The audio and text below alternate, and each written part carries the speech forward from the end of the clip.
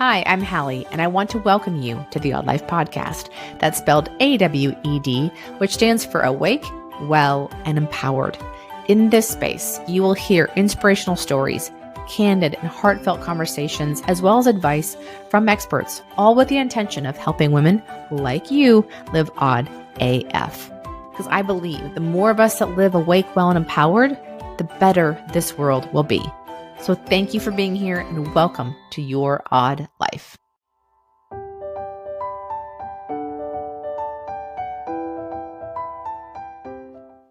Hey everybody, welcome back to the podcast. I'm your host, Hallie. Thank you for being here. I'm so excited for you to meet my next guest. Her name is Brooke Siem. She is a writer, a speaker, and an advocate for the practice of safe deprescribing for psychiatric drugs. I just read her debut memoir called May Cause Side Effects. It's about her antidepressant withdrawal experience. It's kind of the long version of the work that she's done that's appeared in Washington Post, Psychology Today, and more. She's got a newsletter called Happiness is a Skill. And in that newsletter, she devotes her writing to educating people about antidepressant withdrawal, healing from depression, and also, obviously, the skill of happiness. In addition to her work in the world of mental health, she's an award-winning chef with over 15 years in the industry. She co-founded New York City's Prohibition Bakery in 2011, was named one of Zagat's 30 Under 30 in 2014, and was crowned a Food Network Chop Champion in 2017. Even though the Prohibition Bakery is now closed, she still works as a private chef for elite performers and conducts research and development for CPG startups. I've loved getting to know her. I'm just fascinated by all the things she's doing right now because, as we discussed in our conversation, she feels like she's making up for lost time. And I think this is a fantastic example of not to wait, to say yes to things and to experiment in life and try the hard things, learn new things because, Brooke feels like she got cheated by being on these psychiatric drugs for such a big chunk of her life that she missed out on a ton. And I think this book is very helpful for many reasons. You don't have to be someone that's been on psychiatric drugs to understand this, to get it, to empathize with it. I think it's a fantastic read for anybody that wants to understand just how a person goes through a hard thing and comes out the other side. Reading this book is a really great example of how to get through a hard thing and what it looks like to get to the other side. So you could insert your own story in this and be inspired by her work that she's done on herself to get there. If you're a parent of kids that maybe you're debating whether or not your child should be on some type of psychiatric drug or help in that area, I think it's really important to know what you're getting yourself into and to understand the work that she's doing now is to help spread awareness about the ramifications of it. And it's not that she's anti-pharmaceuticals. I think it's the way that it's done and how it's not looked at as a long-term impact on someone's life. She really wants to bring awareness to all of that. So I think this is a great conversation. I just loved learning more about her process, the experiences that she had, and getting to know kind of the why behind a lot of what she's experienced. So thank you for being here again, and I appreciate your listen. And without further delay, here's my conversation with author Brooke Siem. I want to introduce you to an amazing author and writer and person all around. Her name is Brooke Siem. I have just finished reading her book, May Cause Side Effects. It was a fantastic read. I read it within a couple of days, and it's been a while since I've picked up a book and finished it within 2 days. So that says a lot. And this isn't necessarily a book I would normally find, but I found Brooke because of a video, either TikTok or Instagram, and it was about her funny jewelry and keychains that she started called the Fuck It Bucket. And it was hilarious. And so I was like, I got to know who this girl is. So I reached out, checked out her website, and here she is on the podcast. So thank you for being here. I appreciate you saying yes to doing this. I'm glad the Fuck It Bucket has legs, Yes, it does. And we'll get into all that here in a second. But I did the intro, and people know kind of your basic bio. But I would love to talk about where this book came from, the origin story behind it, and where your journey started with this. Well, there's kind of two origin stories. There's the origin story in the sense that what happened was that I was 15 years old and my father suddenly passed away. And this was 2001. I was taken to a child psychiatrist and put on a cocktail of antidepressants, which ultimately led to being on a cocktail of about 6 drugs for a variety of things. And I stayed on that same combination of drugs for the next 15 years. And, there was very little that was monitored. No one ever questioned it. There was no plan to ever get me off it. No one ever wondered how this might be negatively affecting my life. There was no talk about long-term, short-term side effects. And so that's the origin story, in the sense that the book is about when I realized that I had not had an unmedicated moment in my entire adult life, and that I was not doing well, that maybe something needed to change. So I saw a doctor and tried to get off of these drugs, and I was plunged into horrific antidepressant withdrawal. And the book is about the year I spent in withdrawal. However, there's an origin story to actually writing the book as well that I don't tell very often, but it's pretty delightful in a lot of ways. I wanted to share that too. What happened was I had gotten this very surprising and unplanned, out of the blue opportunity to travel around the world for a year. And I got it at a time when I was, probably the most depressed I'd ever been, which I'd been on antidepressants for 15 years. And I started to do the math and say, well, I really shouldn't be this depressed if my antidepressants were working. And that was kind of the impetus, the combination of the travel plus that realization to get off these drugs. But, I was in really deep withdrawal, and I'd been on the road traveling for about 9 months. It was not an eat, pray, love experience. I mean, it was, people go find themselves around the world. I was just trying to make it through every day and have some semblance of healing. And about 9 months in, I was in Vancouver, Canada. And, I had been basically in a different country every month, and I would have an apartment there. And I was doing a puzzle. And it kind of dawned on me that I'd spent a lot of my year traveling in the apartments wherever I was in the world, just doing puzzles, or basically not being out in the world, which was kind of, maybe not the point. And so I said, okay, well, I'm starting to feel teensy bit better. So I said, okay, if I'm going to change this, I'm just going to go 180 degrees. And so, I was really in a habit after 15 years of depression of saying no to things. So I said, I'm going to say yes to literally every single thing. Every yes or no question, I'm going to track it, and I'm going to say yes and just see what happens. And so everything from, do you want cream and sugar in your coffee, which is not how I take my coffee, but if I was asked by a barista, I said yes. If someone was panhandling and asked me for money, did I have change? The answer is yes. Here you go. Here's my money. Literally every single yes or no question, I just watched what happened.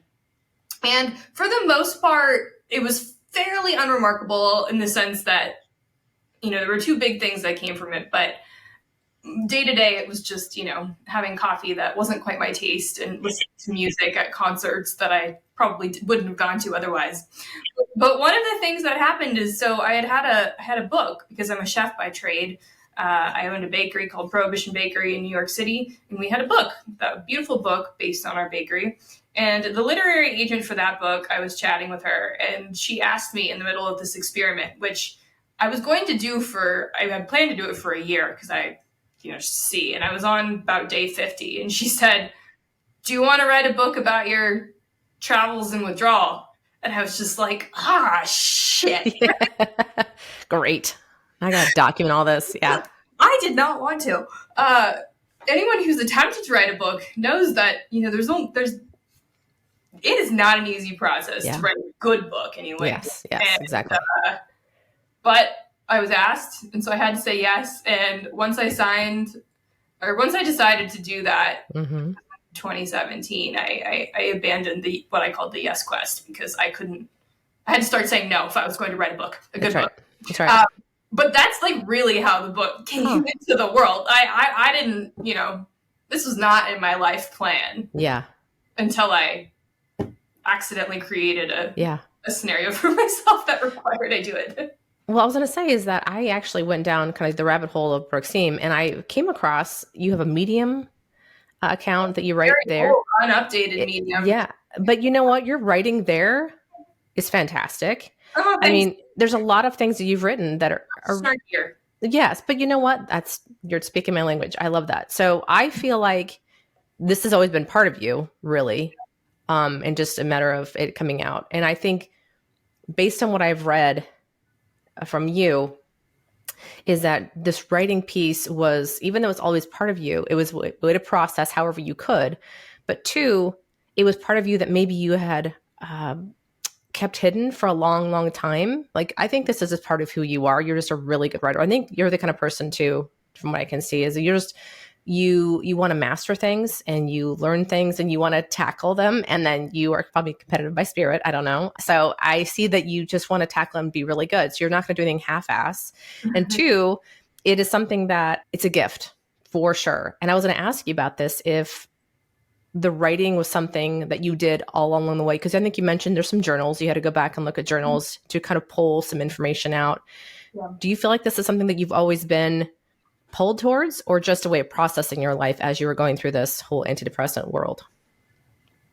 The answer is yes and no. So I think that I was kind of born with just an innate ability to process the world through words. And I've always gravitated towards good writing. And until our, typical American school system beat the pleasure out of reading. That's right. Yes. I like reading. I loved books as a kid. Yeah. My mom would read to me.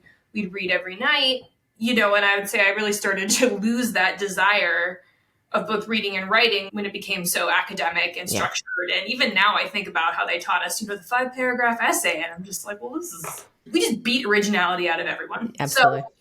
Okay.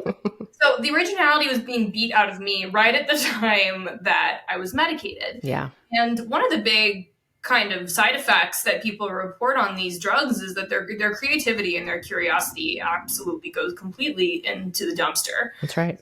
That's how I felt. And that happened to me right at about 15. So the tricky part with the time that I was medicated was that it was happening right at the time when you're really coming into yourself and you're starting to explore the world in an independent way. And you're supposed to be thinking about what you want to do for a career, or what you might want to major in college, or do you even want to go to college? Like, what do you like, right? Mm-hmm. That is the question that's being asked of high schoolers in theory, right? I think what happened to me is because there were a lot of things I had interest in before I was medicated that as soon as I was medicated, it pretty much just disappeared. Yeah. And I think we really attributed a lot of this to losing my father. Mm-hmm. And we thought it was sort of a grief response. But in retrospect, that doesn't make sense to me, because yes, losing a parent, having a big loss at that age certainly changes you.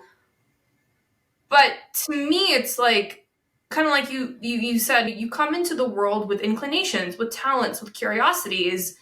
And I can see where, if you lose someone, maybe those sorts of things take a break. Maybe they take a pause. Maybe they're painful and it takes people a while to come back to them. But it felt like a chemical thing, honestly, to just not have any interest in anything anymore. Yeah. Right? So, for pretty much the next 15 years when I was medicated, I really didn't write or have any creative ambition in any way other than, I guess, loosely the bakery I owned. We could say that there was some creativity that happened there, and branding, and even just the act of cooking, creating recipes, that sort of thing. But it was a means to an end. But then when I was in withdrawal and I started to get the drugs out of my system, there's so many physiological changes. And one of them was that when I was medicated, I could easily sleep 13 hours a night if I had no reason to get up, and take a 2-hour nap. I mean, I could just sleep constantly. And when I was in withdrawal and we pulled the drugs away, suddenly I couldn't sleep at all. And so I just was up at 1 or 2 in the morning, and I couldn't watch TV because the lights were too bright and the sounds were too bright. I struggled to listen to music. And so the only thing that I could really do at that hour for the first couple months of really acute withdrawal was paint. So I just kind of had this urge. I went to an art store and I bought some watercolors and started painting or sketching or whatever. Not Picasso. It was kind of like this reawakening of the creativity. And once that happened, and then I was traveling, I just made a commitment to myself that I was going to write 500 words a day, no matter how.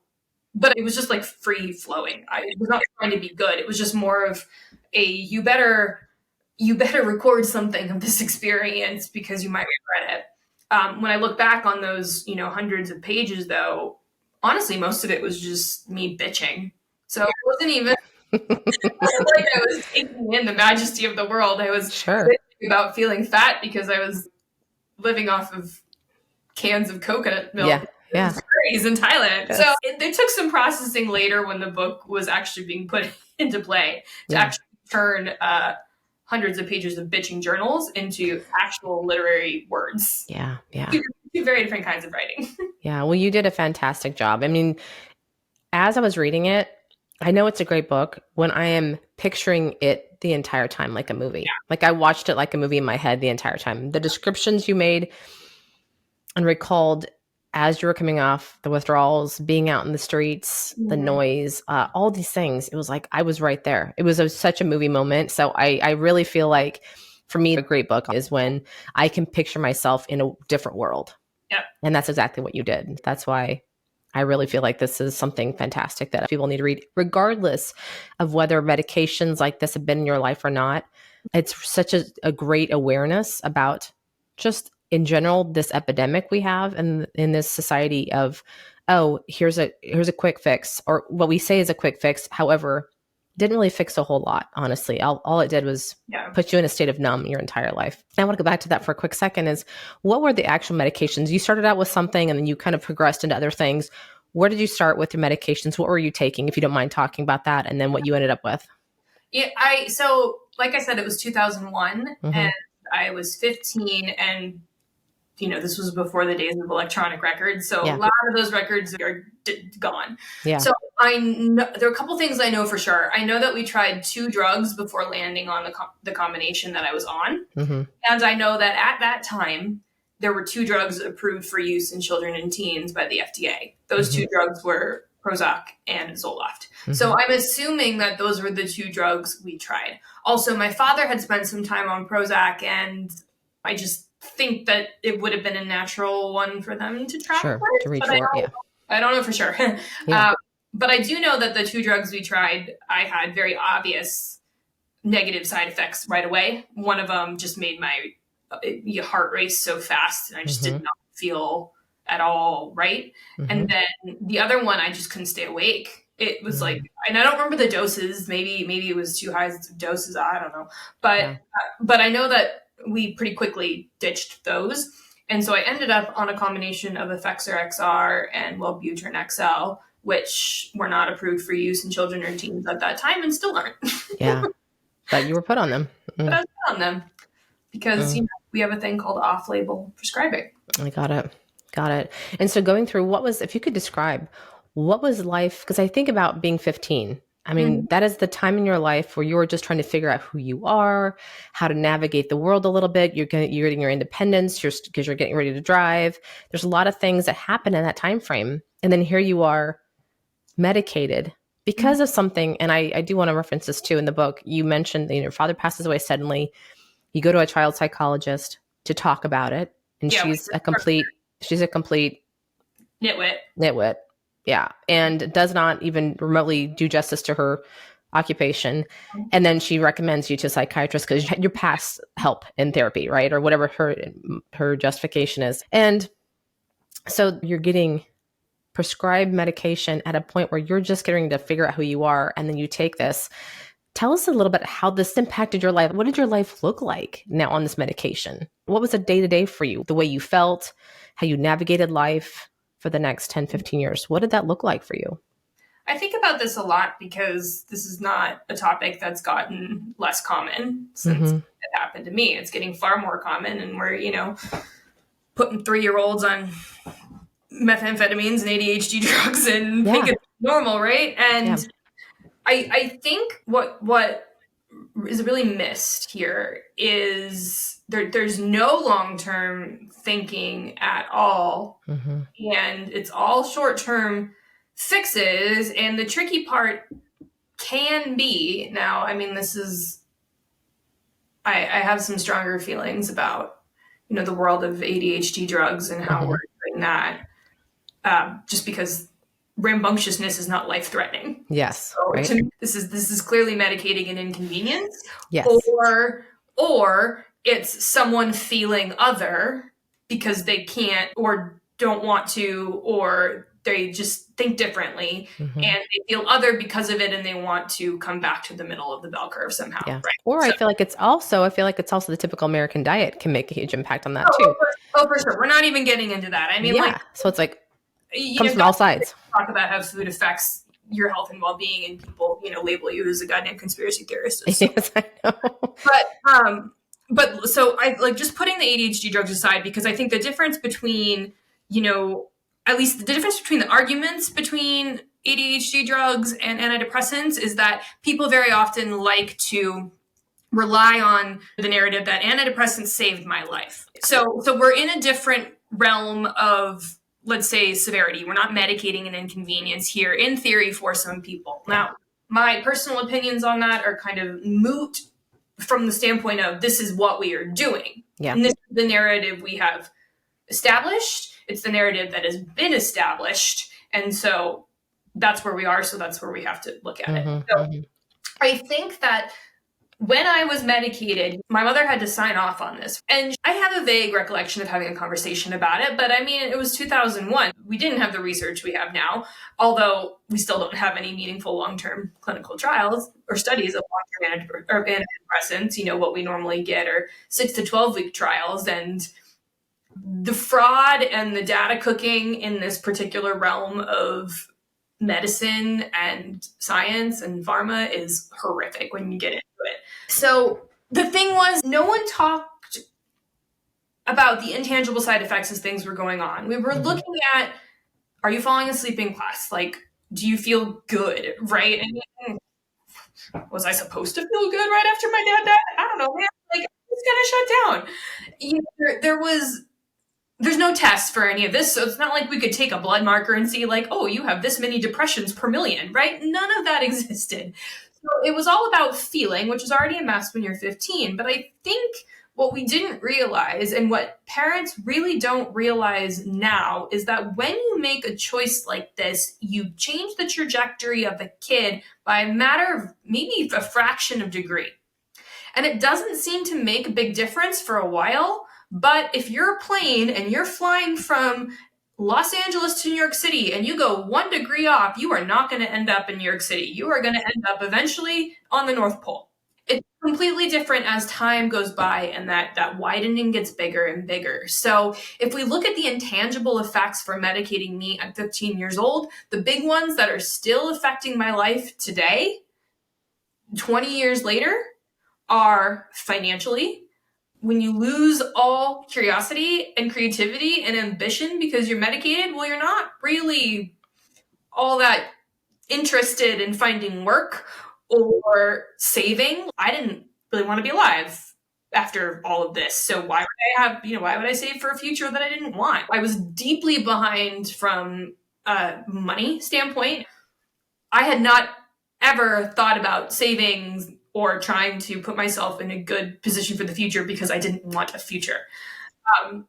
Sexual and reproductive health. I mean, these drugs are notorious for screwing up your sexual health and libido. And when you do that to a 15-year-old who's kind of at the edge of burgeoning into that world, I promise it's going to screw a lot of things up. And the amount of questions I have had around that is so frustrating because it was so taken away from me. And I'm lucky. I'm not, I don't suffer from PSSD, which is post-SSRI sexual dysfunction anymore. Like, some people are basically chemically castrated for life because their parents put them on a drug when they were 10. Or no one told them that this was a possibility. So you want a way to make a relationship more difficult? Throw issues like that into it, right? Socially, I've very often, less now because it's been 7 years since I've been unmedicated and I've had to work at it. But socially, for a long time, I've felt very I don't know how to describe it. It's like there's just a difference between me and other people. And I think that it has more to do with the fact that because my curiosity was completely eradicated, I wasn't curious about other people. And so I didn't really learn during this time in my life to be curious with new people and how to have interactions with strangers and new people and first dates. And I've actually had people ask me if I was like somehow neurodivergent or something. And I was like, I don't I don't think so. I think I was just medicated for too long. And I'm like literally having to relearn how to talk to people and be interested in people. And the reason why I bring this up, I've talked to other people who are medicated for the length of time I was at around the same time. And we're all just sitting there looking around saying, we missed a lot. Like there is a lot that we just didn't learn. And you don't realize it's happening. You just think you're deeply introverted or that you hate people. It's not. You just don't know how to understand people, and you struggle to see the humanity and the interest in them. Then from a career standpoint, I mean, negative feelings and discomfort can be signs that you are not on the right path. If you don't have the feedback, you're not going to learn. And so I spent so much of my life in jobs and careers that I think, in places in the world that I think were wrong for me, because I wasn't really registering the feedback that, hey, this place is wrong for you. This job is wrong for you. These people are wrong for you, because I couldn't feel anything and didn't care to feel anything. And so those are some issues that I promise are a lot easier to learn when you're 21 than they are when you're 35. And you're going back in time. It's almost going back to your, trying to figure out, okay, where was I before all this happened? And how do you start from that point to learn and try and, fast track it? When the only frame of reference is you're 14 and now you're 30, like, shit, that's not the same person no matter what. There's no frame of reference there. So I just had to completely start over, and it was brutal. I love that you said this earlier about saying yes to things. And it leads me really to the point of when you decided to go off the drugs. It's because I think of two things that you did. You kind of saw them both roughly at the same time. And you said yes to both. You applied to both. Well, sort of. I applied to both of them. Chopped was, I had met, I'm a chef by trade, and so I met the casting director at a party, because the casting director and I had the same physical therapist, which is something that only happens in New York.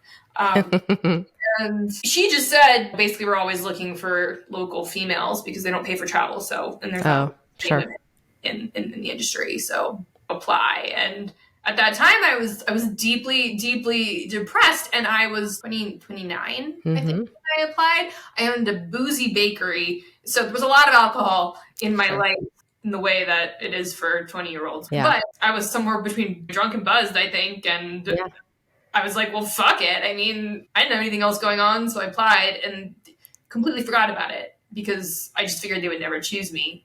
And then around the same time, I did see the Facebook ad for this travel lottery, basically. Yeah. It was the same thing. I just completely threw in a drunken application. So I had not, in either case, even considered getting off the antidepressants at that point. I was very much in a mentality of, if I'm this depressed on antidepressants, what am I going to be like without them? Yeah. And then the question you had for yourself was like, okay, if I'm going to get to this next level and go on this remote trip, am I going to take all these drugs with me? And you had to balance this. Okay, do I take them all with me? How am I going to do this? And going back and forth. And eventually that was maybe part of the reason why you decided to get off of them, because you were looking at, I think, numbers and your life at that point. But just one of those things where you said yes to something, and then that changed the complete trajectory of your life. Yeah. Well, at the time I was on 6 different drugs, because I had been on the 2 psychiatric drugs, and then within about a year of being on those drugs, a bunch of physical symptoms appeared that no one ever put 2 and 2 together and said, hey, maybe these drugs are causing these issues. Yeah. So by the time, I hit 30, I was taking between 6 and 8 pills a day, depending on what the situation was. And from a purely ergonomic standpoint, it was going to be impossible for me to take a year's worth of these drugs in a suitcase, because I didn't have unlimited space. And on top of that, I wasn't going to places like London where I felt like I could really trust that whatever drug I was being prescribed was the same version. Yeah. And some of the countries we were in don't even allow psychiatric drugs into the country. So all in all, I was looking at this saying like, well, this isn't going to work.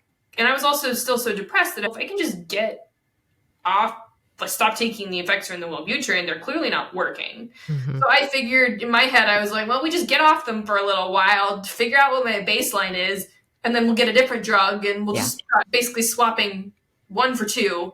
And everything else I figured I was going to be on forever, and then I was just going to have to somehow figure out how to get them in bags. But when I got off the psych drugs and withdrawal set in, I started to realize what had actually been happening to me for 15 years. Then as time went on and I refused to go on another one, I started to just question the other pills too. And so I just started experimenting with taking them out. And the next thing you know, my thyroid had righted itself. And I was diagnosed with something called bile reflux disease that completely went away. And everything else I was on, it was all these physical ailments that we thought were completely independent. Yeah. And I was just sort of sickly disappeared. And so I don't know, is it coincidence or not? And, you know, when you said something about the decision at that point to go off and you did it, you went to another psychiatrist to talk about it and to see what their advice was. And yeah, I did what the commercials told me to do. I saw my doctor. Saw your doctor. And again, not a great individual to go see, because both times this has happened for you is you go for someone for help and you feel like you're inconveniencing them. Like you're a problem, a burden, something along those lines. And it's the last thing that you need to feel in that moment. And here you're like, well, again, fuck it. I'm just gonna do it my way, I guess, because you're not really truly helping. Or you go to the doctor that doesn't do that, right? They just give you what you want in 5 minutes because it's like, well, this is easier. Yeah. I mean, I got most of my prescriptions in New York for 8 years from a GP. Yeah. Who didn't do a physical ever. And one day, 4 years in, called me and said, you know, we never did a physical. You think? Yeah. You know, that's my biggest other thing with doctors is like, you know, you've got all these symptoms, but the lifestyle question never comes up. What you're eating, what you're drinking, how you're sleeping, all of those things are never questioned. And those make a huge impact on your health, but yet it's never part of the discussion. It's mind-blowing. No. And I don't really see that changing anytime soon. And like, there's the quote that I'm totally misremembering, but it's something like, you know, you like a person, but you don't like people, something like that. I think if we kind of just extrapolate that as a whole, doctors as a concept are in a real tricky place. They're the product of their training. Yeah. Their training doesn't teach nutrition. Yep. Their training doesn't ask about lifestyle. Their training is mostly pharmaceutical based because it's influenced by the pharmaceutical companies, and that's just the situation we set up, combined with the pressures and irritations and stresses of insurance companies. That's right. They're not in a position where, as a group, they haven't been taught to ask these questions, and they certainly haven't been taught to answer them. Yeah. Like health and diet and all that stuff. However, on an individual level, I start to get really frustrated as well because I see a combination of doctors who really are aware of how screwed up the system is, and they educate themselves and they make an effort and they do the best they can within whatever system they've created. I think this is why we're seeing a lot of doctors move to concierge medicine that doesn't take insurance because they actually want to help people. Right. Unfortunately, there's a cost that comes with that. Yep. But then I also run into such a huge amount of arrogance and a refusal to look at continuing education that maybe doesn't fit with the narrative you were given in medical school 25 years ago. Yeah. And sometimes things come out of their mouths that I can't believe about nutrition. And then I hear stories from people, and then I have my own stories. I mean, I only gave 2 or 3 examples of the horrific doctors that I have in my book, but there was probably at least half a dozen more, some of the stories which are even worse than the ones that were in the book. Oh my gosh, that's crazy. So, you know, and then I also spent part of this year working with a functional medicine doctor who was fantastic. Yeah. I paid an arm and a leg for it. I know. I actually got the help I needed. So all that to say is I think it's really important for patients and parents to understand the limitations of the quote unquote expert that they're going to get information from and understand where that information is coming from and how the system works. Unfortunately, that's on the parent/patient to learn that. Yeah. But we live in a world of information where there are probably dozens of podcasts out there run by doctors with real strong training who will tell you what the system like. So there's no excuse here. And at the same time, if you have a doctor who won't listen to you, who isn't open, who if you bring research to them or you bring something to them and they say, you know, something along the lines of don't confuse your Google search with my medical degree, then that's a sign to run far away. That's right. This needs to be a team effort. And any doctor who doesn't realize that is not a doctor worth having. That's right. I would 1,000% agree. And I think that the public is becoming more knowledgeable because of, like you said, the Google searches, but it's not that we're just like believing the first article.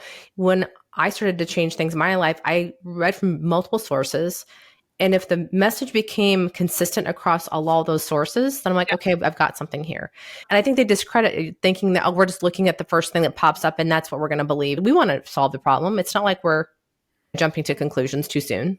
I think that's a really important thing you said. I would always recommend to people that you got to get beyond the first page of Google. Yeah. Because if you understand even a little bit of how those things work, I mean, aside from just like marketing and money that can push websites, you have SEOs, you have legacy things, you have all sorts of things that mean that the front page is not always where the right information lives. And I really recommend read the good stuff, read the bad stuff, read the stuff you agree with, and read the stuff you might not agree with, because somewhere in the middle is going to be the truth for you. Yeah. Yeah. Getting back to the moment where you decide to do these things, and it's all in the book, obviously, but give us a taste of what it was like, just so people can understand getting off these medications, the feelings, just what was happening in your life to go through that, and what you would have done differently had you had known, or would you have done the same thing? I don't know. Tell us what your experience was like through that. Like the physical experience? Yeah. So the thing that's really tricky about psychiatric drug withdrawal and antidepressant withdrawal, there's a couple of tricky things about it. The first is that it doesn't affect everyone, but it affects a lot of people. So the research that has looked at it suggests that about half the people who are on antidepressants will experience some sort of withdrawal. And about half of those people, so 25% of people who take these drugs have severe withdrawal. So that's a huge amount of people. And it's kind of a coin toss. There are plenty of people out there who just stop taking them, or they have a quick taper and they're fine. They don't have the situation that I was in. But there are also a huge amount of people who do. So that's the first thing to know, is that you can't know which camp you're going to fall into until you're in it. So that's why I think it can be helpful to understand what can happen. But as far as the symptoms I experienced and the severity of it, what I didn't realize was happening, and the reason why is because I was medicated right in the middle of puberty. And so I was more a child than not. And then I stayed on those same drugs as my brain and body were developing. And so when I got spit out on the other side of all that at, 25, 26, when you kind of feel like you're done baking, I just thought I was who I was, right? But what I didn't understand is that these drugs had a systematic effect. You're told that it's about your emotional state, but I didn't realize it was affecting my entire physical state as well. And so I knew right away from the first couple of days of not taking the Effexor, because my doctor had me stop taking Effexor first, and then later we were going to adjust to Wellbutrin. But Effexor is a very short half-life. It's an SNRI, and those are pretty notorious for being very difficult to get off of. But for me, the very first major set of symptoms I had were literally on all five senses. I was walking on the streets of New York, and all of a sudden it was dusk time when all the headlights were coming on. And I looked at the headlights, and just in this one moment, they all went from being kind of fuzzy orbs to really angled stars. And that was weird, right? To just be looking around, and all of a sudden I felt like I was in an Instagram filter. People like moved around, the sharpness of things and the saturation, literally all the colors deepened and brightened. And this all happened in a matter of minutes. At least it felt like it. All of a sudden it was kind of like I had cotton in my ears and someone pulled the cotton out. Everything was really loud. And then I had the same sensation on my skin where it started to rain, and the raindrops, it's like I had spent my whole life getting wet in the rain, but I'd never felt an individual raindrop. There's no other way to describe it other than noticing the hundreds of droplets on my skin, and it kind of hurt a little bit. And so that was the moment where I said, oh boy, this something is going to happen here. And then soon after that, my sense of smell started to change, and I was a chef. My sense of taste started to change.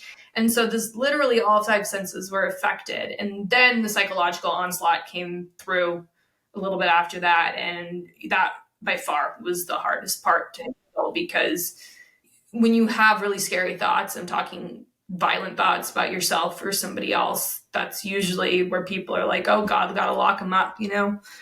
But this was a withdrawal reaction caused by a chemical in my body being pulled away, and it manifested in psychological torture, almost like not quite a hallucination. It wasn't like you look at a lamp and it turns into a scary gnome. It wasn't that kind of hallucination, but it was more like if there was kind of a veil over your vision and you could see almost like multiple outcomes of the situation. The best way I can describe it, I think a lot of people have experienced this. If you're ever driving on the highway and you just suddenly think to yourself, what if I just drive right into the median, right? Like, Yeah. what would happen? That's kind of a classic intrusive thought. So if you imagine that happening hundreds of times a day, and I was triggered by faces, which was really problematic, that I'd see people's faces and then I would have horrific intrusive thoughts. And if I had gone back to a psychiatrist, they would have just, one, maybe put me on an involuntary psychiatric hold, or they would have just diagnosed me as having an episode, possibly bipolar. They would have given me more medication. No one would have ever said, oh my gosh, this is a withdrawal reaction of coming off of a low dose of a common antidepressant that you are safe. They're now deeming you're crazy and putting you away. How did you get through? I mean, I've read the book, but for people that haven't read it yet, how did you get through that? Like, what are the things that you reach for? How did you, maintain your, I say focus, because I know I'm sure it didn't feel like focus at the time, but you were so determined to stick with it and not let that happen to you. What are the tools that you reach for? What were the things that helped you get through all that? I think about this a lot because I wonder often what the difference was between me and people who can't handle it or don't have that. I call it kind of an inner resilience. It comes up a lot, and because people reach out to me all the time, and very often I'll hear from people, they're like, I couldn't do it, so I went back on the drug. Like, that to them is a least horrible option out of two horrible options. And I wonder, is this because did they have it worse than me? Like, what is it? Or is it something innate within each of us? And I don't have a real answer, but I think the two things that come to mind with me, or there's a couple things. The first is that, this is kind of fascinating, but I was a very serious ballet dancer growing up. So I was taught to basically push through the pain. I mean, ballet is really painful. So everything always hurts, and you're losing toenails and bleeding through your point shoes, but you have a smile on your face and a pretty crown. There's a really cool research study where they actually measured ballet dancers' response to pain, and they don't start reporting pain until later than the average person. So I think that there may actually have been something wired into me from that experience, that this brutal resilience and ability to withstand discomfort.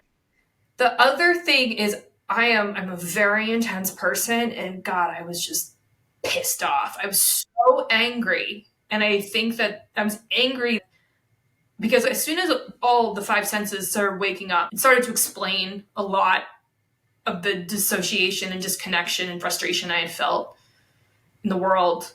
And when I realized that not only had that happened to me, but that it had happened for the entirety of my 20s, the entirety of my college experience, I was just so pissed off because I know that my life would have been completely different. Might not have been better, but it would have been different had I been in charge emotionally and not kind of have had this veil over me. And it still pisses me off that I don't get to have a crystal ball that tells me how it might have been, because I feel like choices were made for me completely unintentionally by a drug that I was given when I was a kid. Like, it just pissed me off. So I refused, even though I was given other psychiatric drugs to help bridge. They call it bridging. The idea is they put you on a different one to help bridge the side effects, which intuitively didn't make any sense to me. And So I chose not to take it. Also, things like alcohol didn't help. So the idea of drinking to numb it didn't help. Sometimes it would make things worse. So I was left in a situation where the only option was to endure it. And I was so angry that I had the motivation to not let it win, which I don't think that's not something that everybody has, which is probably beneficial for your life. And then the last thing I had that I know that a lot of people don't have is my mother's my favorite person in the world. And I have absolutely no resentment towards her for the choices she made when she was doing the best she could. And when I called her, she picked up the phone every time. So she never, ever saw me as broken. Even when I was medicated, she suggested multiple times over the course of the years that maybe I needed to look at this medication situation and get off of them. It was just unending, enduring support and love, no matter what I said or what I was going through or how much my life was falling apart or if the situation was looking like I was going to have to move home, like whatever it was, it didn't matter. She picked up the phone and the support was there. And it was this light in the fog that didn't believe me when I said I felt like I was really sick or crazy. She didn't let me go there. And, a lot of people don't have that. And then combined with some counseling that I started doing, which was a very different style of counseling than your traditional talk therapy, that kind of allowed me to address all the emotion around everything in an unconventional way. And I think that all that combined is what ultimately got me through it. Yeah, it was a fascinating, that part of the book was like, wow. I was just going through this. And for you to be able to pull that back up, was it therapeutic to write it after a while? Or was it actually hard because it was drudging up all that stuff again? Neither. A lot of people say that writing is therapy, and it wasn't for me. Got it. I did not enjoy the process at all, and I do not think that it really did anything for my healing. Yeah, no, not a fan. But I wrote the book because I recognized that this was a topic that wasn't going to go away, and it was going to grow in importance over the years, which is exactly what has happened. And also, there's so few resources, and there was no account of what withdrawal is like, and so you can't be a doctor and recognize withdrawal if you don't have any experience with it yourself or have an account of it. Patients, anything in psychiatry and psychology makes people feel like they're the only person in the world and that they're crazy, and we can't compare, which is part of why we're in the situation we're in. So I wanted to have effectively the book I wished I'd had at the time, because if I had known that what I was experiencing was not me and was in fact the result of a chemical being taken away out of my body too fast, I think it would have just been a lot comforting and a lot less horrific to think that you're just screwed forever. That's right. And the moment where you talk about all those sensations coming back and the feelings and all that, it just was such an eye-opener to how, whether it's alcohol, drugs, pharmaceuticals, TV, shopping, we've found multiple ways to numb out in our lives. Yeah. And we pull those things away. Obviously, pharmaceuticals and these kind of drugs are much more intense. There's a lot more going on. But it was such a great way to say, regardless of whatever your situation is, if you read this book, insert whatever thing that you're maybe addicted to or that's controlling you, and you take that away, the vibrancy, the sensations, the awakeness you get from just living your life, all that comes to be. And all of a sudden you say, I wanted to live. Like that window was no longer an option. I didn't want to go near the window again. And it just was such a cool moment to read that. Those things that were happening to you helped you see that, oh, wait, this is how life is supposed to be. This is the way I'm supposed to be feeling, even though it's super intense for a while because of just all of it rushing back because you had been numb for so long. It was a really cool moment to see that. And I think that's, you basically embodied gratitude in all those things that you shared. And you talk about gratitude a little bit, a couple articles I read that you wrote about how it's not a statement, it's a feeling. Mm-hmm. Was there a moment when you came off these things where you switched to that feeling of, oh my gosh, I'm grateful for this? Was there a defining moment, or do you think over time as you were going through this that you felt? Yeah, I think it's over time. And I think that's one of the trickiest bits about both gratitude and healing. I mean, I thought the idea of gratitude was just the biggest pile of bullshit ever so long, because it's almost like if you're really deeply suffering, it's taunting. Right? You think to yourself, it's so self-involved. You're like, I am in so much pain. How could you expect me to be grateful for it? Right? That's what people say. That's how I thought. And it's not something, and then you hear the phrase too, you choose whether or not you want to be depressed. You choose depression. People get real upset about that because, they talk about their faulty brain wiring or their chemical imbalance or all these other things that all it does is really enforce a story that's totally not true, but it's one you've made true to yourself. But the thing is that all of these things are so incremental, and it's basically the reverse of, the initial situation, back to the airplane metaphor, right? Put yourself on a 1 degree difference, you're not going to notice how far off course you've strayed until you wake up and realize you're not at all where you wanted to be. But in order to get yourself back where you think you need to be, you have to make another 1 degree shift. And it looks the same for a really long time. And you don't notice the little things that are changing. And there is no instant gratification in healing. I think for gratefulness and gratitude, I think it's a muscle that needs to be flexed, and people don't even have the tools to understand how to begin that because we don't teach them. But the narrative instead is, suffering ends when gratitude begins, and that's true. But there's a lot of steps that happen from the moment you decide, okay, I'm going to help myself, to actually understanding gratitude. And we don't teach that. We don't talk about that, in part because I think people just don't know how. But I talk about it a little bit in my book, and I've talked about it more since in my newsletter or just general writings. But you just kind of have to pay attention to when things feel different, and when you do feel curious, or you feel open, or you just notice a little bit of beauty. That's the beauty of the world, and gratitude trying to reach you. But it takes a long time. But I think, unlike physical fitness, I think that it's something that once you start flexing that muscle, you build it, and it's always there for you. It's a tool that doesn't rust. It might feel like it in the beginning, but I don't think it's really something you lose. Once you start to recognize it and you feel it, you get it. And you might not choose to spend every day floating around in that world. I certainly don't. I don't think it's particularly typical to do that, as much as everyone says live every moment like your last. Like, I'm sorry, I got stuff to think about in the future. But I can click in whenever I want, and I will often kind of like click in for a moment, go about my life, and it becomes, it's not something you lose once you get it, which is rare. So being in New York, where did you start with your occupation? Did you go to culinary school right away? Did you follow the ballet thing? Where did your life take you once you got to New York? The ballet thing was long dead. I didn't know what I wanted to do when I graduated. I had a pretty generic, useless history degree.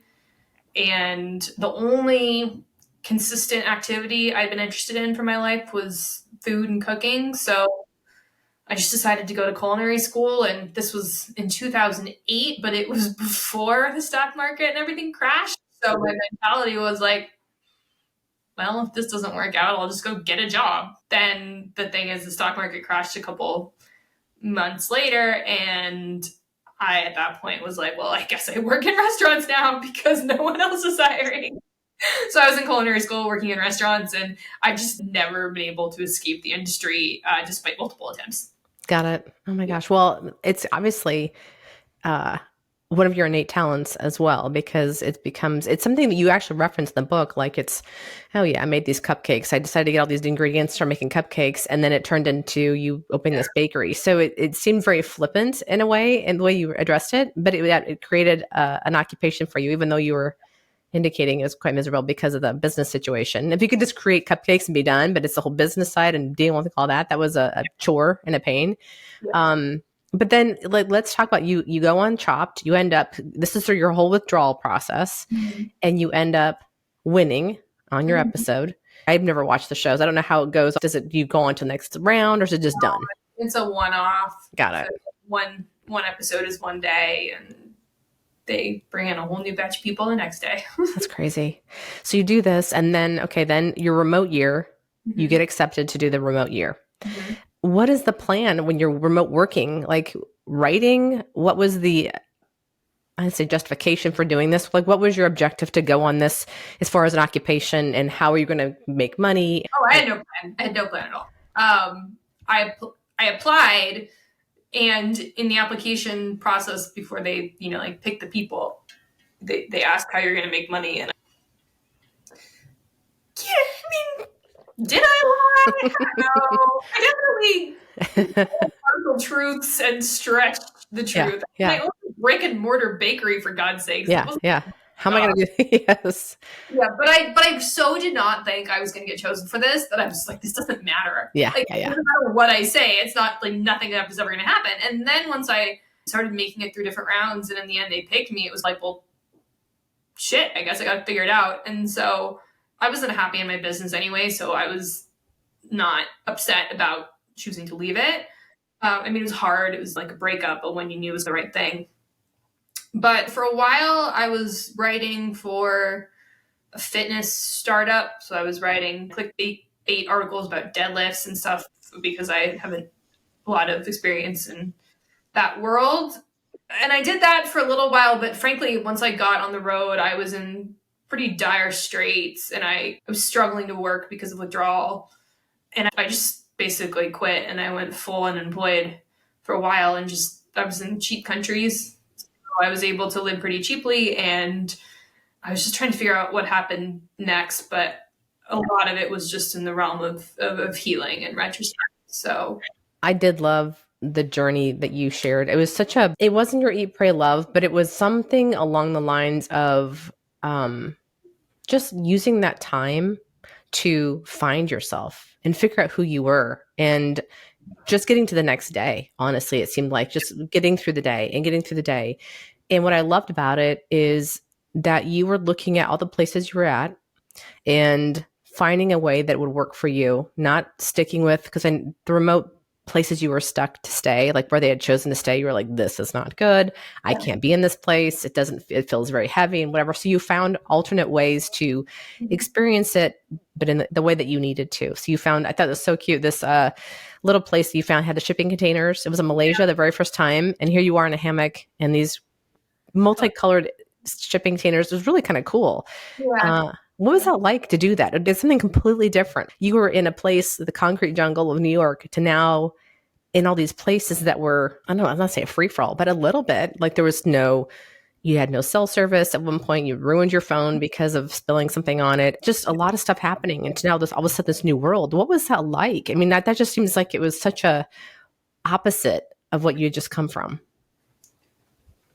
There's a phrase in Southeast Asia that's loosely translated to same but different. Yeah. And it just kind of felt like that, same but different, because the thing is that I was in withdrawal. So my everyday focus was not, how do I enjoy this place that I'm in? It was, how do I get through the day? And what was kind of bonkers to me was that one of the biggest long-standing side effects from withdrawal that I still occasionally struggle with is noise sensitivity. And I thought that being on a beach in Thailand would be quiet, but it's not. In some ways, it's much louder than even New York. New York, you have cacophony. There's constant noise, but it's its own soundtrack. In Thailand, it was some guy demolishing something, like a concrete something, with a hacksaw and a hammer at 6 a.m, at 6 p.m, at midnight, didn't matter. So there actually was no relief from a lot of the sounds and experiences. And so it was really a practice in learning how to give a lot less of a shit in what people thought. And sometimes I had to leave restaurants in the middle of the dinner because someone would just decide to start cutting tile next to our table. I couldn't handle it. I was around a bunch of strangers because it was a social experiment too. So we were traveling in a group of about 50 people, and they didn't know what was going on with me. So it became an exercise in figuring out how to manage that. Like, how do you have a scary psychological experience around 50 people you don't trust? There was a lot of hemming and hawing. I mean, I talked to my mom a lot. I would talk to other people. I might spend a few days trying to decide what I want to do. And then there was the fear of, okay, if I just get on a bus and go in the middle of nowhere and I don't know anyone and I don't speak the language, what could happen? There's a lot of practicing trust. A lot of realizing. It took me a while to get here, probably at least 6 months, but I started to realize that people would show up in all of the countries I was in who were just like little angels. People who were on the trip with me, they were people living in the places we were in, whether or not they were an expat or a local or just some guy helping you with directions. I was just shocked at how the helpers came in, and that was a big lesson that I've noticed, how the right people just kind of seem to come in when they're needed, and that happens with everyone, but we just don't really notice it. Yeah, I loved your scuba diving story in there, and how the instructor helped out a ton. Yeah, it was a cool story, and just how touching it was when you were moving on to the next country, and how he had ordered something for. What did he order for you? Was it your own? Got me a scuba mask. Yes, a mask. That's what's having a lot of trouble with that. Yeah. It was a symbol of your relationship and what you guys have been through together, and so cool. And the other cool thing was the whale shark incident, where you got to be close to a whale shark at that moment for you, and how you described it. I'm so glad you included that, because it was such a pivotal, I think, just a sensory moment for you, but you were able to handle it and not get overloaded and overwhelmed by it. And I've always had a fear of deep water, and just getting to snorkel for me alone it's a major challenge. I can only imagine what it's like scuba diving and being that much closer to all those things in the water. So I just was like, oh my gosh, she's my hero, because I don't think I could do it. I would have lost my shit. The other thing I want to talk about, and you don't really mention in the book, actually you don't mention it at all, but I found it through Instagram, is this thing called the Grandmother Project. Oh, yeah. And I love this, and I want you to talk about it briefly. How did this come up, and how it goes along with your travel, right? Like, how did this all develop? Oh, yeah, the Grandmother Project, I feel like it was a COVID casualty, unfortunately, because prior to that, I had found ways to make a little bit of money while traveling. It was freelance writing and just kind of doing some little things here and there. But I had spent so long in the food industry at that point, and I was just exhausted from all the a foam on plate and all the pretentiousness. And I'm still kind of like, ugh, when I think about how pretentious food can be. And I was in that world. I was putting the foam on the plate. So when I started traveling, I made a loose commitment to not really eating in restaurants. I decided that, and by that I meant fancy restaurants. I wanted to go sit on a plastic stool and eat much more, humble food, if you will.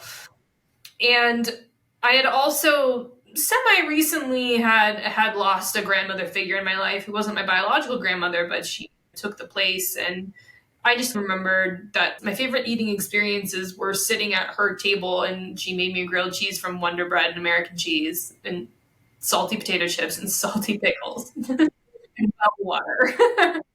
That's my favorite eating memory in the whole world. And so I kind of decided I wanted to maybe see if I could recreate that to the best of my ability. So I started seeking out grandmothers in all of the countries I was in, and I was looking for people who would let me come into their homes or their restaurants and teach me. And so I ended up cooking with 14 different grandmothers in 9 countries. And sometimes they spoke English, sometimes they didn't. Sometimes we were in someone's home, sometimes we were on a stove on the side of the street. And it just was just a way to connect not only with somebody else, but to this thing that had been such a big part of my life that I was really losing the love for. And I was writing about that. I initially had wanted to create a whole cookbook and keep traveling, but that kind of was a little hampered by money, because that would be very expensive, and I didn't have the finances to fund it myself, and I didn't have the famousness to get somebody else to fund it. And then I also got the opportunity. I was on my little yes quest, and decided to start writing the other book, but I kind of kept doing it. And then, we were actually trying to pitch a TV show for it, and then COVID hit, and that really killed anything that involved wonderful elderly women in travel. Yeah, no kidding. But that was such a cool, I mean, I love the Instagram stories that I've watched. And I think that is such a cool thing. Would you think you're ever going to revisit that again? I would. And at the same time, I feel like it's interesting how different people all over the world come up with the same idea at the same time. So I've seen, Mo Rocca did my grandmother's ravioli on Food Network, and there's the Pasta Grannies or YouTube, and I actually just got a message from some production company out of the blue saying that they're trying to literally do the grandmother project and asking me if I knew any grandmothers. I was like, this is real classy, guys. Thank you. Yeah, no kidding. So, and it's all still runs into the same old problems of money and exposure and et cetera, et cetera. So, for me, I guess if the time was right, I would do it. And if I get a chance to have any free time and some upcoming travels, I might try and seek out a grandmother. But it's not something I'm actively trying to masses.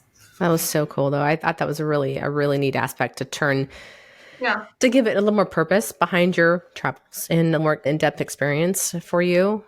Yeah. It kind of shifted from your trying to survive to now making it a little more experiential and meaningful behind the travels. That was such a cool aspect of the book that I didn't expect and didn't really know much going into it, but I just thought that the travel piece and just how it was so transformational for you and the way you described it and being in different places, like going to the killing fields and those places that were just the way that you brought them into the book were really, I think, important for the reader to understand how impactful they were for you and just how it helped you, what you needed to get through.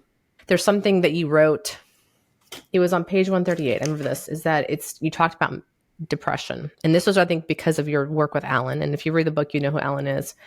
You mentioned that maybe that's all depression is a kind of remembering without the tools to release the memories. And you mentioned a lot of times feeling this heaviness to a lot of these places, that you felt this, and whether or not that's coming off the chemicals or the drugs, whatever, or just that's who you are, you're just a highly sensitive person, or that you had this connection to the past. But I really loved that part because it was, I think, important for people to hear, especially if they are also those kinds of people, that it's okay. Like, it's not a curse. It's not something that's wrong with you. You just have this deep connection to humanity. And it's something that you saw as a way of understanding maybe who you are at your core level. And just maybe that's what depression is, that is part of the process of you trying to kind of understand it. And I thought that was really a cool statement. I don't know if you want to address that anymore, but I really love that part, and it really just clicked with me. Yeah.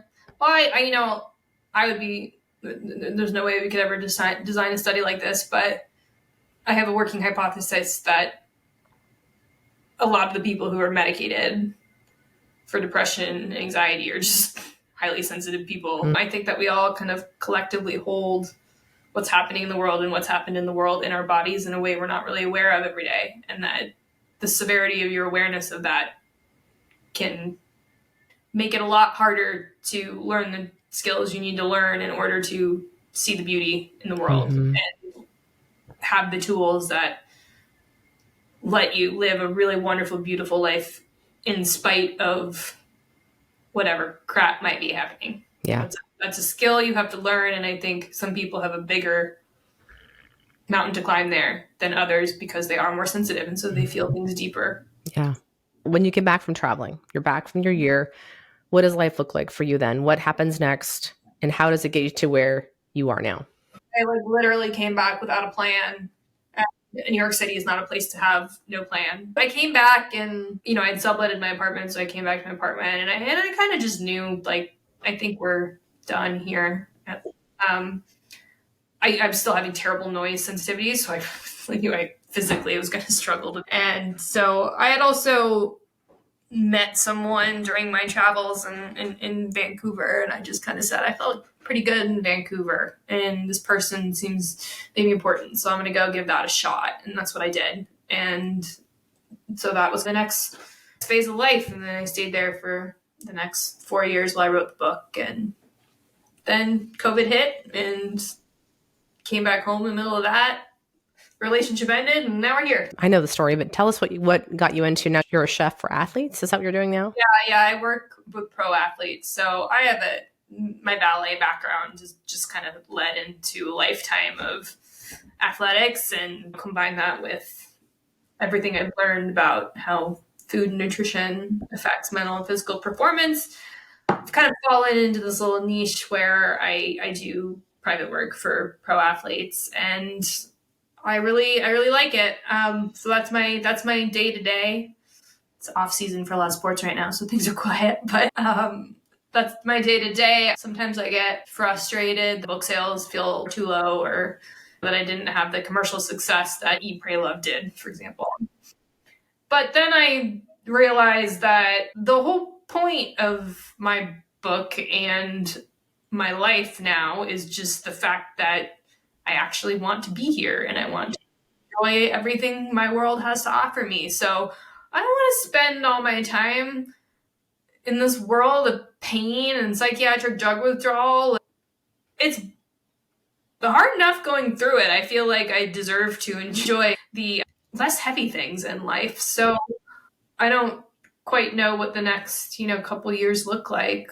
I'm sure that I will continue to keep doing advocacy on this topic, but I don't want to make it my full time. I like that at this point I can, have a conversation like this and then go make chicken or something. Yeah. A better balance for me. I can't be one of these people who dedicates their whole life to this cause. It's not me. It's not how I want to live my life. And, the opportunity cost of that is you don't sell as many books, but I'm happy. Yeah. Yeah. I get it. That's the whole point of this whole entire thing, is to be happy, right? Is something else you have in the works as far as writing? Do you still write consistently now? I have a newsletter called Happiness is a Skill. Okay. That I write twice a month, and that keeps my writing muscle in halfway decent shape. Yeah. I'm not working on another big book. I don't have anything planned. Got it. I'm open in theory, but it's not an undertaking I would take lightly. I still, in a lot of ways, the book came out in September of last year, of 2022, and it's December of 2023, and I still feel like I'm recovering because it was a 5-year process. And my creativity now is much more visual at the moment. I have been obsessed with painting this year. It's like you said, all these things are being turned back on for you. Yeah. So, and life is short, as we all know, so might as well take advantage of that creativity when it hits and explore it and see what happens with it. As far as creativity goes, anything else that's popped up that you're like, oh, where'd this come from? Oh God. I mean, the painting has definitely been where it's come from. Like, especially the level, like I'm no prodigy here, but I had no idea that I was capable of some of the stuff I've been doing. And it's just kind of wild. Yeah. Where did this come from? That's so cool. But beyond that, it sounds a little weird to say, but I don't have any goals. My only real goal at this point is just to keep, I just want to keep living in a way that allows me to go on these adventures for as long as I want in the way that I want. So that's very nebulous, but I don't really have a bucket list. I'm very lucky. I've done a lot of things. I've seen a lot of things. And now I trust that the right opportunities and the right people will come. Yep. And I think I've laid a strong enough foundation to prove that will do what I say I'm going to do, and I'm good at what I do. And in the time, if it's a period of rest, then I'm trying to just get better at learning to rest. Yeah. So. Which has been a very long time since you maybe felt like you could do that. It's what I'm doing right now. And it's just a little nerve-wracking in some ways. But on the other hand, I feel like I've really needed it. Yeah, absolutely. Absolutely. Well, the turmoil your body's gone through with the withdrawals and all that you've tried to adapt now to and handling all that, I think your body probably needed, this is how we have to operate for a little while, through a lot. That's true. Yeah. I'm a goddamn orchid. Like if the environment shifts by just a little bit, I just wilt and die. Yeah. How do we maintain homeostasis here? It's kind of the constant struggle. Right. Well, there's another part of you too that I admire, is that I alluded to this earlier, is that you push yourself in ways like, I know this is also part of your training because of growing up, ballet and all these things. I'm watching your videos on Instagram. You're doing cartwheels. What do you call the with no hands? Aerials. You're doing aerials on the beach, and then you're getting on a balance beam and working on that. And there's not like you're competing at a level to do this. You're doing it for the fun of it. So you're pushing yourself. And I think admirable because it's something most people don't do because that's hard. It's hard and I don't want to hurt myself or I don't want to give this a try because I don't know what the hell I'm doing. And you're just doing all these really cool things. I think that's such a cool part of you that I've learned about. So. Oh, I really feel like I'm making up for lost time. I mean, yeah, I think I wasted my entire 20s being depressed and stubborn. Mm-hmm. And it pisses me off still. Yes. And, my dad died when he was 52. So that means he was halfway through at 26. Yeah. And I don't know where I'm at on that timeline. But if there's any world in which I'm also done at 52, then I'm sure as shit not going to sit around wasting the rest of my 30s. That's right. That's right. I'll go take the dance class and not know what I'm doing and risk breaking an arm being upside down because I love it and it's fine. Arms heal, Yeah, that's right. I also don't have a family. So I got a lot of time. Yeah. Finding ways to occupy your time. Well, I think it's awesome. If you guys haven't followed her on Instagram, you need to go follow because she's really inspiring. And the things you're doing, you can go back all the way through. You do some cooking videos, you share some recipes, you kind of have a whole hodgepodge of things. It's controlled chaos. That's all right. But I love it. That's, I think, what's endearing about you, honestly, is there's so many aspects to you that now I think is such a cool shift. For how long you probably felt really one-dimensional. You felt very, I'm not meaning to put words in your mouth, but I would assume you felt like there was just a very simple way of life and just to get through with all the medications and numbing out that you weren't able to really explore these things. And now that you have this ability and that you have this awareness and you have this sensations of life, that you're now doing all of these things. And I love it. I think it's such an inspiration for all of us, honestly, regardless of whatever we have in our life, to keep saying yes to things and trying new things. And like you said, we don't know how long we've got, and why not do it now before it's too late? So I think that's super inspiring. So thank you for being that and allowing people to see that and showing up online to do that. So I end every episode with asking all of my guests, what is one thing right now that is helping you feel odd? And that stands for awake, well, and empowered. Honestly, I'm sitting on a desk right now with a very pleasant looking booky background. But like, if you just open this up, I'm typically, I hate clutter and I'm very organized, but if you open this up, what you will see here is just the art studio of a confused beginner trying to find a way. And I've got like canvases all over, half done ones, finished ones, things in the works. And I think that is probably the thing that's really made me feel kind of a sense of awe and magic, because a year and a half ago, this room didn't have any of this. And some of the experiences I've had painting this year, they feel like divine, like something's coming through me. Sure. And it's really cool. So that's so awesome. Yeah. Awesome. Well, I just appreciate your time. Thanks for being here. Where can people find you? Where do you normally, again, you've got your newsletter. How do they sign up for your newsletter? So everything is around Brooke Siem, BrookeSiem. My newsletter is brookesiem.substack.com. Okay. It's called Happiness is a Skill. My website is brookesiem.com. My Instagram is @brookesiem, et cetera, et cetera. And that's where you find me. I would love likes and follows and all those things. And, hopefully it helps people. Yeah. Yeah, I appreciate it. Well, I think this book is for so many different kinds of people. And I think just hearing your story create more empathy in the world of what people are going through, and to just understanding, the ramifications of this journey that you've been on and how it's impacted you. And hopefully it'll make people stop and think twice before maybe jumping on this easy, quote unquote, fix and what the ramifications are going to be. But I also just love your writing, the way you're expressing yourself, the way that you share it. I would never have guessed this was your first book, honestly. So I hope you're really proud, because I think reading it, it was an experience. And I flew through it. And I haven't done that in a long time. So that says a lot. Yeah, you bet. And we're going to give a copy of this away. And so everyone pay attention to the post. You can find Fuck It Buckets at and Fuck It Buckets. We're going to give away a Fuck It Bucket necklace or a keychain, your preference as well. So I love it. Thanks again for being here. I appreciate it so very much. And I wish you the best of luck in all that you're doing. Thank you, Hallie. You bet. Thank you again for being here. I am so grateful for your time.